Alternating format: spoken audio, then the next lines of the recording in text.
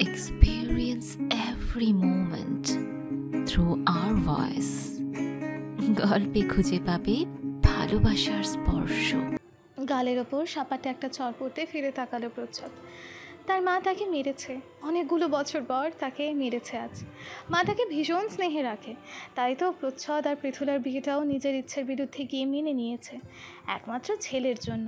এই ছেলেকেই ঠিক পথে আনার জন্য নিজের থেকে দূরে পাঠিয়েছিলেন তিনি। নিজের প্রতি নিজেকেই ধিক্কার জানাতে লাগলো তিনি। চোখের পানি অতি চেষ্টার পরও আটকে রাখতে পারলেন না তিনি। প্রীতির সব ঘোলাটে লাগছে। আবছা মনে পড়ে গেল প্রায় 10-11 বছর আগের কথা। তখন প্রচ্ছদ সবে 17 পা দেওয়ার কিশোর। সেই সময় একদিন বাপের বাড়ি থেকে খবর এলো উপরস্থ পার্টির কিছু নেতাদের সাথে জড়িয়ে গিয়েছে প্রচ্ছদ। এলাকার আরও ছেলেপুলের কারণে আড্ডাখানায়ও তার বিচরণ প্রচুর। একদিন তাদের সাথে মিলেই পার্টির কোনো একটা কারণ নিয়ে ঝামেলা হওয়ায় পালাতে গিয়ে পায়ে গুলি লাগে প্রচ্ছদের। সেবার টানা 3 দিন হসপিটালে থাকার পর প্রভাতীকে বলে নিজের কাছে নিয়ে এসেছিল ভাইকে। ভেবেছিল প্রচ্ছদ আড্ডা পার্টি এইসব থেকে বেরিয়ে এসে সুস্থ স্বাভাবিক জীবন পার করবে। সেই থেকেই প্রচ্ছদ প্রীতির সাথেই থাকে। সেই থেকে 8টা বছর প্রচ্ছদকে সামলে রেখেছে প্রীতি। তার স্বামীকে প্রচ্ছদকে ব্যবসার মারপ্যাচ শিখিয়েছে। প্রথমে কয়েকদিন ভদ্রলোক নিজের দোকানেই রাখতেন প্রচ্ছদকে, পরে নিজ হাতে নিজস্ব দোকান নিয়ে দিয়েছিলেন প্রচ্ছদকে। পরে প্রচ্ছদের বিয়ের পরই প্রভাতী ও তার স্বামী অরুণকেও একেবারের জন্য নিয়ে আসা হয় এখানে। সেই দিন প্রচ্ছদকে সৎ পথে নিয়ে আসার জন্য নিজ বাসায় নিয়ে এসেছিল প্রীতি। কিন্তু এই এতগুলো বছরে প্রীতি গুণাক্ষরেও টের পেল না প্রচ্ছদ খারাপ থেকে খারাপের পর্যায়ে চলে গিয়েছে। মায়ের দিকে মুখ তুলে তাকাবে কী করে এখন প্রীতি? সে যে মায়ের ছেলেকে ভালোর জন্য এনে আরও খারাপ করে ছেড়েছে। বড় বোন হয়ে পারল না নিজের ছোট ভাইটাকে আগলে রাখতে। বাবাকে কি উত্তর দেবে এখন সে? অথচ দায়িত্ব নিয়ে প্রীতি কড়া শাসনে রাখত প্রচ্ছদকে। কখনো 10টার পরে ঘরে ঢুকতে দেয়নি প্রচ্ছদকে। শাসন করে যা বলতো তাই করতো সে। কিন্তু তার অগোচরে কখন প্রচ্ছদ নানা নারীর সন্ধান পেয়েছে, আর কখনই বা। ভাবনার মাঝেই কান্নারত স্বরে প্রভাতী প্রচ্ছদকে জিজ্ঞেস করলো, অভ্রার সাথে কিছু করেছিস তুই? সত্যি করে বল প্রচ্ছদ। প্রচ্ছদ যেন পণ নিয়েছে আজ সবটাই সত্যি বলবে। বড় করে শ্বাস নিয়ে চোখ বন্ধ করে থেমে থেমে বলল, আরও একটা থাপ্পড় মেরে বলল, শুধু একবার ওর ঠোঁটে আর কিছুদিন সম্পর্ক থাকলে হয়তো ওর সাথেও আমি। আরও একটা থাপ্পড় মেরে বসলো প্রভাতী প্রচ্ছদকে। কাঁদতে কাঁদতে চেঁচিয়ে বলে উঠল, তোর মতো দুশ্চরিত্র ছেলেকে আমি পেটে ধরেছি? ভাবতেও আমার ঘৃণা হচ্ছে। এই কুলাঙ্গার, তুই আমার ছেলে হবি কিভাবে? আমাদের পারিবারিক সংস্কার, আমার আদর স্নেহের এত করে আগলে রেখেও তোকে বেঁধে রাখা গেল না। আমাদের স্নেহ থেকেও ওই চরিত্রহীন মেয়েদের শরীরে বেশি শক্তি তো তোকে। ছি! প্রচ্ছদ আজ এই প্রশ্নগুলোর উত্তর হিসেবে শুধু নীরবতায় বেছে নিল। তার মা আজ লজ্জিত তাকে পেটে ধরে। ভুল তো তারই। না না, ভুল নয়, ঠিক ঘোর অন্যায়। যে অন্যায়ের জন্য মৃত্যুও হয়তো শাস্তিস্বরূপ কম পড়বে। এজন্যই বুঝি পৃথুলা সেদিন খাওয়ার টেবিলে অভ্রাকে ওই কথাটা বলেছিল? প্রণতির শক্ত প্রশ্নে চোখ তুলে তাকালো প্রচ্ছদ। কিছু একটা আন্দাজ করতে পেরে দ্রুত গিয়ে প্রণতিকে বলল, না মাসিমণি, তুমি যা ভাবছো তা নয়। প্লিজ, তুমি অভ্রাকে খারাপ ভেবো না। ও এমন মেয়ে না। পেটে শুধু আমাকে ভালোবেসে গেছে, মনের টানে, দেহের কামকতা নিয়ে নয়। আর না কখনো এসবে জড়িত ছিল। ওর জীবনে প্রথম পুরুষের ছোঁয়া আমার হাত ধরেই হয়েছিল। আর আমি জোর গলায় বলতে পারি, সেদিনের পর থেকে এখনো অভ্র শুদ্ধ। সেদিন তো আমি ওকে নিজের মায়া কান্নায় ভুলিয়ে রেখেছিলাম। হয়তো কখনো আমার সাথে নিরিবিলি জায়গায় দেখা করতে চাইতো না। আমি ডাকলে বলতো, ভালোবাসা দুজনের মধ্যেই হয়, সেটা না হয় ভরা বাজারে সকলের চোখের সামনেই থাকুক, লোকে না হয় জানুক। আজকালের যুগেও শুদ্ধ প্রেম রয়েছে, যা শূন্যস্থানে নয়, লোক চক্ষুর সামনেই হয়। সেদিন আমাকে সান্ত্বনা দিতে বাধ্য হয়ে ও আমার সাথে জনমানবহীন স্থানে দেখা করেছে, আর আমি সেই সুযোগেরই ব্যবহার করেছি। 2 বছর আগে নাজুক শক্তিহীন অভ্রা আমার বাহুটোর থেকে ছুটতে পারল না শত চেষ্টা করে, আর না পারলো আমার ওকে স্পর্শ করতে, আমায় আটকাতে। নোংরা করে ফেলেছি আমি ওর ঠোঁট জোড়া। দরজার বাইরে স্তব্ধ হয়ে থাকা বেলিকে দেখে প্রণতি ডাকলো তাকে। বেলি? বেলির কি হলো জানা নেই, দৃষ্টি ঘুরিয়ে প্রচ্ছদের দিকে ঘৃণা ভরা দৃষ্টি নিক্ষেপ করল। শরীর কাঁপছে তার অনবরত, চোখ দুটো কেমন যেন ঘোলা হয়ে আসছে। টইটম্বুর চোখের পানি নিয়ে প্রচ্ছদকে শুধু একটাই প্রশ্ন করল, সেদিন যদি রাহুল আমার সাথে কিছু করে ফেলতো, তোমার কেমন লাগতো মামা? প্রচ্ছদের আদরের ভাগ্নি বেলি, বোনের মেয়ে হলেও ছোট থেকে বড় হতে দেখেছে নিজের চোখের সামনে। তার খারাপ কিছু যে প্রচ্ছদ মানতে পারে না, হালকা চেঁচিয়ে বলে উঠল, এসব কি বলছিস তুই? তোর কিছু হতো না, আমি তো গিয়েছিলাম তোদের। বেলি হাতের ইশারায় থামিয়ে দিল প্রচ্ছদকে, বলল, তুমি আমার খারাপ সইতে পারছো না। রাহুলের মতো একই কাজ তো তুমিও করেছো মামা। কি করে পারলে নতুন মামিকে নিয়ে এতটা নোংরা খেলা খেলতে? একবারও মনে হয়নি যে কতটা আঘাত পেতে পারে? প্রচ্ছদের কাছে কোনো উত্তর নেই, চুপ হয়ে রইল সে। বেলি প্রীতির দিকে তাকিয়ে জোর গলায় বলল, শোনো মা, সেদিন যদি নতুন মামি এসে নীল পলিশের বাহানা দিয়ে মিথ্যে কথাটা না বলতো, তাহলে আজও আত্মীয় প্রতিবেশীরা তোমার মেয়েকে নিয়ে ছিচি করত। সেদিন যেই কাজটা তোমার করা উচিত ছিল সেটা নতুন মামি করেছে। মাত্র 2 থেকে 3 বছরের বড় আমার থেকে নতুন মামি। আমার সেদিনের সমস্যাটা সে বুঝতে পেরেছে যে তুমি আমার মা হয়েও পারোনি। সেদিন নতুন মামি আমার সম্মান বাঁচাতে নিজের দিকে একটুখানি দোষ নিয়ে নিয়েছে। সে হয়তো নিজেও ভাবতে পারেনি তুমি তার অতীত নিয়ে এতগুলো মানুষের সামনে ওকে এতটা অপমানিত করবে। আর দিদাইরা, তোমাদেরও বলি, সামান্য একটা খুঁত পেয়েছো বলে এভাবে নতুন মামিকে দূরে সরিয়ে দিবে? এই কটা দিনে একবারও কি খোঁজ নিয়েছো সে কি খাচ্ছে, কখন যাচ্ছে, কখন খাচ্ছে, আদৌ কিছু খাচ্ছে কি না? ছি, আমার নিজের কাছের মানুষগুলোকে আজ নিকৃষ্ট মনে হচ্ছে। ছি। বলেই বেলি চোখ মুছে দ্রুত রুম থেকে বেরিয়ে গেল, সোজা গেল অভ্রার কাছে। রুমে খুঁজে না পেয়ে সারা বাড়িতে খুঁজতে লাগলো। বারান্দার দিক থেকে উষ্ণকে বের হতে দেখে বুঝে গেল অভ্রাও বারান্দায় আছে। পেয়েও গেল সেথায়, পেছন থেকে প্রশ্ন করল, নিজের জীবনের গল্পটা অন্যের নাম দিয়ে চালিয়ে দিলে তুমি নতুন মামি? বেলির কণ্ঠ পেয়ে ফিরে তাকালো অভ্রা, মুচকি হাসলো বেলিকে দেখে। কটা দিন বেলি, উষ্ণ, রজনী, উর্মি ছাড়া কেউই তার তেমন খোঁজ নেয়নি, জানতে চায়নি তার মনের অবস্থা। অভ্রাকে তাকিয়ে থাকতে দেখে বেলি আবারও বলল, শেষটা মিথ্যে বললে কেন? কিছু মিথ্যে অন্য একটি মানুষকে পুরনো সত্যের থেকে দূরে থাকতে সাহায্য করে। বেলির চোখে জল। আস্তে আস্তে এগিয়ে এসে দাঁড়ালো অভ্রার কাছাকাছি, প্রশ্ন করল, আমায় তো সুন্দর করে প্রতিদান দিতে শিখিয়েছো তুমি, আর নিজের বেলাতেই পারলে না? অভ্রার ভেতর থেকে এক অস্থির হাসি বেশি এলো, অন্ধকারে দৃষ্টি দিয়ে বলল, তোমার মতো আমার কাছে প্রতিদান শেখানোর কেউ ছিল না যে। এখন তো নিজেকেই বোঝাতে পারো, তাহলে এখন কেন প্রচ্ছদ তো মামাকে? তোমার আর রাহুলের সম্পর্কটা কতদিনের বেলি? প্রায় 1 বছর। আর বিচ্ছেদের বয়স? 4 দিন। তোমার বিচ্ছেদের 2 দিনের মাথাতেই তুমি প্রতিশোধ নিতে পেরেছো, ভালোবাসার মিথ্যাচার উপলব্ধি করতে পেরেছো আশা করি। আমি ভালোবাসি না ওকে, আর ওর কথা চিন্তাতেও আনতে চাই না। অভ্রা একটা দীর্ঘশ্বাস ফেলল, খোলা আকাশে দৃষ্টি দিয়ে আপন মনে বেলিকে বলতে লাগলো, প্রচ্ছেদ দা ভাইয়ের সাথে আমার প্রেমের সম্পর্কটা ঠিক বেশি দিন নয়, ওই 1 মাসের কাছাকাছি সময়। এরপর পৃথুলার কথা জানতে পারি। তখনও দা ভাই আমার কাছে ভীষণ সুন্দর মনের অধিকারী একজন মানুষ। আমার ভাবনারা এমন ছিল যে উনি খারাপ নয়, শুধু পরিস্থিতির শিকার। এভাবে সব শেষ হয়েও শেষ হয়নি প্রায় পরবর্তী 2 মাস। এরপর দা ভাই রাখি পরালো আমায়। সেদিন বিকেলে আর আচরণের পরিবর্তন আমায় বুঝিয়ে দিল সে কোনো কালেই আমায় ভালোবাসেনি। তারপর থেকে বলা যায় বিচ্ছেদের 2 বছর কেটেছে। এই 2 বছরে অনেক কিছু পরিবর্তন হয়েছে। তোমার মতো যদি বিচ্ছেদের 2 দিনের মাথায় আমি নিজেকে বুদ্ধি দিতে পারতাম, তাহলে হয়তো এই 2 বছর আমার অন্তরালের সবটা থেকে প্রচ্ছদ আর ভালোবাসা শব্দ দুটো একসাথে মুছে যেত। আমিও হয়তো ভুলে যেতাম প্রচ্ছদ নামের লোকটাকে, যে আমার ছিল মাত্র 1 মাসের জন্য। হয়তো আমিও পারতাম আবারও আগের মতো উৎফুল্লতায় ভরা জীবনযাপন করতে। এতগুলো প্রেমের প্রস্তাব, বিয়ের প্রস্তাব ফিরিয়ে দিতাম না। বাবার থেকে অনেকটা লুকিয়ে থাকতে হতো না। কখন আবার বলে বসে প্রস্তাব এসেছে বিয়ের জন্য, যেই ছেলের সামনে যেতাম মনে হতো আমার প্রচ্ছদ দাভাই সবার থেকে সেরা। বারবার মনে হতো আমি দাভাইকে ঠকাচ্ছি। আমি তো তাকে কথা দিয়েছিলাম তাকে ছাড়া আর কাউকে বিয়ে করব না আমি। কিন্তু চাইলে কি সব কথা রাখা যায়? নাক টানার শব্দে অভ্রা পেছন ফিরে তাকালো। বেলি কাঁদছে। এত নরম মনের কেন মেয়েটা? এতটুকুতেই কেঁদে ফেলে? অভ্রা বিরল হাসলো, জিজ্ঞেস করলো, আমার গল্পে আমি কাঁদি না, তুমি কাঁদছো কেন?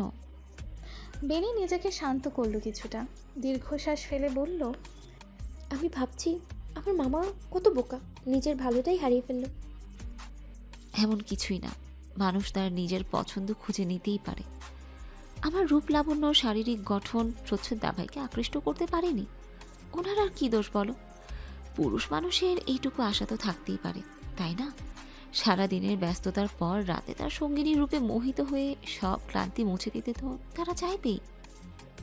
সবাই তো এক না নতুন মামি, উষ্ণ মামা তো তোমাতেই নিজের ক্লান্তি ছেড়ে শান্তি খুঁজে পায়। উষ্ণের নামটা শুনতেই ঠোঁটের কোণে মুচকি হাসি ফুটে উঠল অভ্রার। বলল, উষ্ণায়নকে নিয়ে এখনো আমার কোনো অভিযোগ নেই, আর না আছে আগ্রহ। তাকে আরও চেনা বাকি এখনো আমার। কে জানে, সেও হয়তো প্রচ্ছদ দাভাইয়ের মতো আমার সাথে ছল করছে।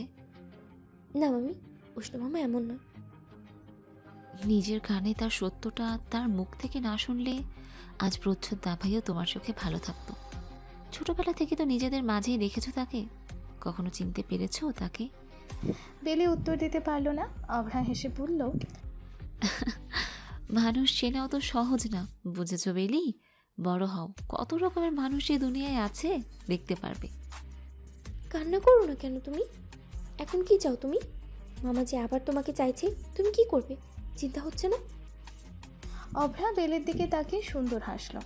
এই হাসিতে কোনো কষ্ট লুকিয়ে নেই, আছে প্রশান্তির হাওয়া। আমি তাকে আজীবন ভালোবাসবো, তবে তাকে আর চাইবো না। এবার আমি নিজের স্বার্থ চিন্তা করব। আর তার থেকে আমার চাওয়া আছে কিছু একটা। আমার মৃত্যুর আগ পর্যন্ত তাকে শুধু দেখতে চাই, ব্যাস। আর কিছু চাওয়ার নেই আমার। আমায় না হয় না যেতে পাওয়ার কথা রাখলেন আপনি, রাখবেন তো? হঠাৎ উষ্ণের কণ্ঠে ফিরে তাকালো বেলি আর অভ্রা। লোকটা তার চিরপরিচিত নির্মল হাসি দিয়েই তাকিয়ে আছে অভ্রার দিকে। মন খারাপেও এই হাসিখানা এত প্রশান্তি দেয় অভ্রাকে, কি বলবো আর। এই যে হুট করে চিন্তারা উবে গেল। মনে হলো হেই তো অভ্রার সকল সমস্যার সমাধান সামনে দাঁড়িয়ে আছে। উষ্ণ মাথা নাড়িয়ে হেসে এগিয়ে এলো। বাতাসে উঠতে থাকা অভ্রার এলোমেলো চুলগুলো গুছিয়ে কানের পেছনে গুজে দিতে দিতেই বলল, একটা দুরন্ত সত্যি কথা জানেন ভুল, আমার জামাপুরের দিকে একটানা বেশিক্ষণ তাকিয়ে থাকা যায় না, হাসি চলে আসে। কেন? আমি কি দেখতে জোকারের মতো? হুম, আপনি আমার ক্লান্ত মস্তিষ্কে মিশে থাকা এক করছ প্রশান্তি। মিষ্টি হাসলো অভ্রা। বারান্দায় থাকা ছোট্ট টব থেকে একটা নয়নতারা ফুল এনে উষ্ণের হাতে ধরিয়ে দিল বেলি। কিটকিটিয়ে হেসে বলল, তোমার ফুলকে ফুল পরিয়ে দাও।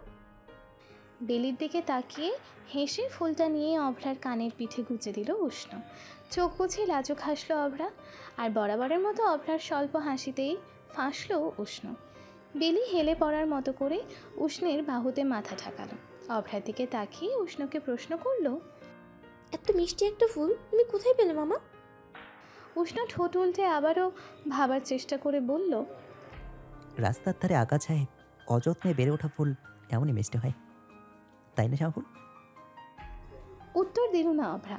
মুখে মিষ্টি হাসি আর লাজুক আভা নিয়ে দ্রুত প্রস্থান করলো বারান্দা থেকে। একে অপরের দিকে তাকিয়ে বেলি আর উষ্ণ বিদায় নিল সেই স্থান থেকে। তারা যেতেই অন্ধকারের মাঝে থাকা প্রচ্ছদ চোখ বন্ধ করে দীর্ঘ এক নিঃশ্বাস ছাড়ল। আজকাল নিঃশ্বাসগুলো বড্ড মেইবানি করছে, সহজেই ছুটেই না। বন্ধ হলেও তো পারে। প্রচ্ছদ না হয় মুক্তি পেত এই নিদারুণ যন্ত্রণা থেকে। নিজের প্রতি তাচ্ছিল্য হেসে পকেটে থেকে সিগারেটের প্যাকেট বের করে একটা সিগারেট ধরালো সে।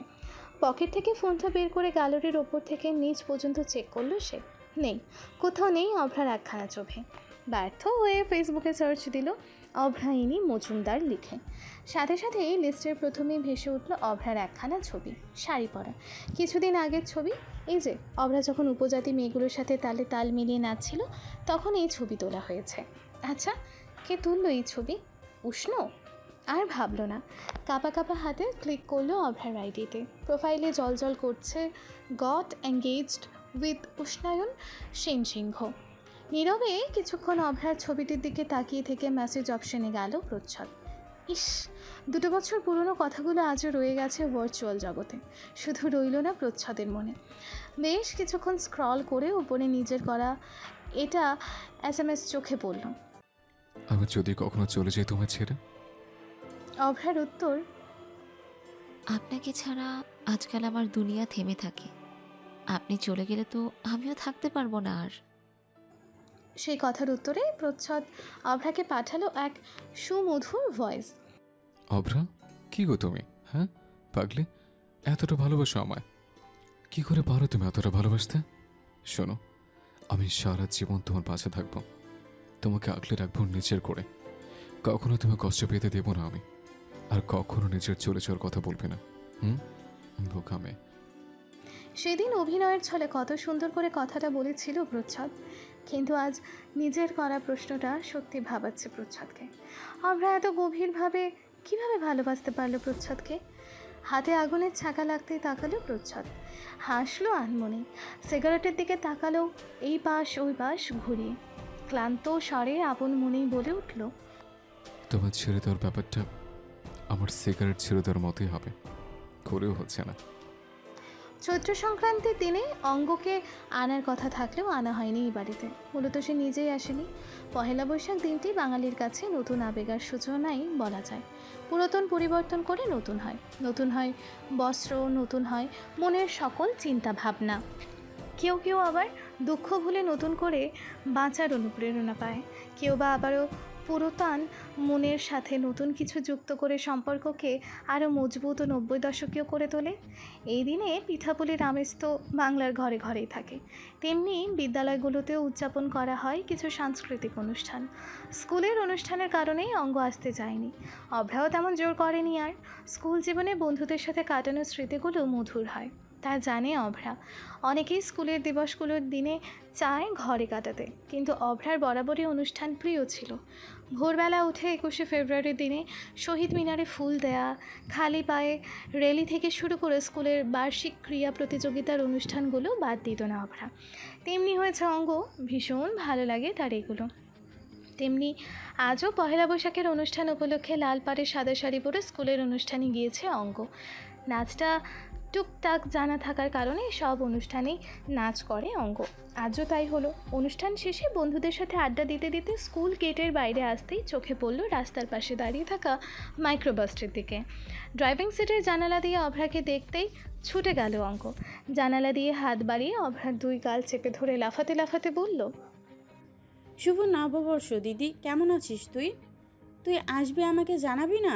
আমি স্কুলের সামনে কেন? উফ, আমার খুব খুশি লাগছে। বলেই গাড়িতে থাকা অন্য সবার দিকে তাকিয়ে হেসে নববর্ষের শুভেচ্ছা জানালো। তাকেও শুভেচ্ছা জানালো সবাই মিলে। সবাই বলতে উর্মি, বেলি, বৃক্ষ, রজনী, রাজবি, প্রচ্ছদ, উষ্ণ, রজনীর পর। গাড়িতে উঠে বস, ফেরি যাচ্ছি সবাই বৈশাখী মেলায়।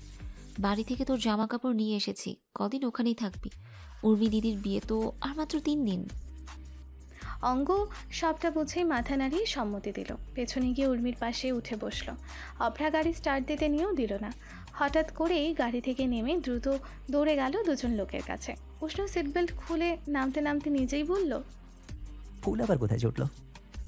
অঙ্গ দেখে বলল, ওনারা আমাদের স্কুলের স্যার, দিদিরও স্যার হয়। দেখা করতে গিয়ে হয়তো ওই যে খয়েরি রঙের পাঞ্জাবি গায়ে যাকে দেখছেন, উনি হলো নওয়াব স্যার।